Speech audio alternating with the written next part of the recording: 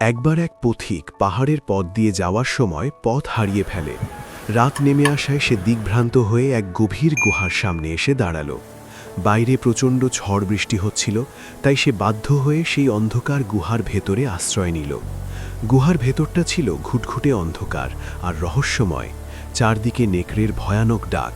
পথিক ভাবল, আমার ভাগ্যটাই খারাপ, ঝড়ের কবলে পড়ে এখন এই অন্ধকার গহ্বরে বন্দী হয়ে আছি। আজ রাতটা বোধহয় আমার শেষ রাত। ভয়ে সে দেয়াল ঘেঁষে বসে রইল। হঠাৎ সে দেখতে পেল গুহার অনেক গভীরে কোথাও থেকে খুব ক্ষীণ এক ফোঁটা আলোর রেখা দেখা যাচ্ছে। সে কৌতূহলী হয়ে অন্ধকারের মধ্যেই হাতড়ে হাতড়ে সেই আলোর দিকে এগোতে লাগল। পথটা ছিল খুব দুর্গম, পাথর আর কাঁটায় তার পায়ের জুতো ছিঁড়ে গেল।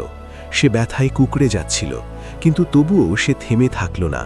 সে ভাবল, এই অন্ধকারে হিংস্র জানোয়ার আমাকে গিলে ফেলার আগে আমাকে ওই আলোর উৎসে পৌঁছতে হবে।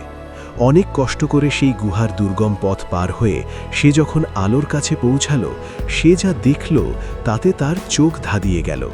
গুহার সেই গোপন প্রকোষ্ঠে ছিল এক বিশাল প্রাচীন ধনভাণ্ডার, রত্নভাণ্ডার। আসলে সেই অন্ধকার গুহাটি ছিল এক লুকানো রত্নভাণ্ডারের প্রবেশপথ, যা হাজার বছর ধরে কেউ খুঁজে পায়নি। পথিকের জুতো ছেড়ে গিয়েছিল, সে কষ্ট পেয়েছিল, কিন্তু সেই সাময়িক কষ্টটুকুই তাকে চূড়ান্ত সাফল্যের কাছে নিয়ে গিয়েছিল। পথিক যদি সেই ঝড়ের কবলে না পড়ত, আর যদি সেই অন্ধকার গুহার ভেতরে বিপদ তার সামনে না আসত, তবে সে কোনোদিন এই সম্পদের সন্ধান পেত না। আমরা যাকে চরম বিপদ বা দুর্ভাগ্য মনে করি, সেটি অনেক সময় আমাদের জীবনের সবচেয়ে বড় সুযোগের বা প্রাপ্তির দুয়ার খুলে দেয়। আমাদের জীবন যখন হঠাৎ অন্ধকারে ঢেকে যায়, আমরা মনে করি সব শেষ, কিন্তু আসলে অন্ধকারই আলোর দিশারি। অনেক সময় বড় কোনো বিপদ আমাদের এমন এক পথে নিয়ে যায়, যে পথে গেলেই আমাদের জন্য বড় কোনো পুরস্কার বা সফলতা অপেক্ষা করছে। যে অন্ধকারকে সে অভিশাপ মনে করেছিল, সেটিই তাকে পৃথিবীর অন্যতম ধনী ব্যক্তিতে পরিণত করল। আপনার জীবনের বর্তমান অন্ধকার বা বিপদের সময় নিয়ে অভিযোগ করবেন না।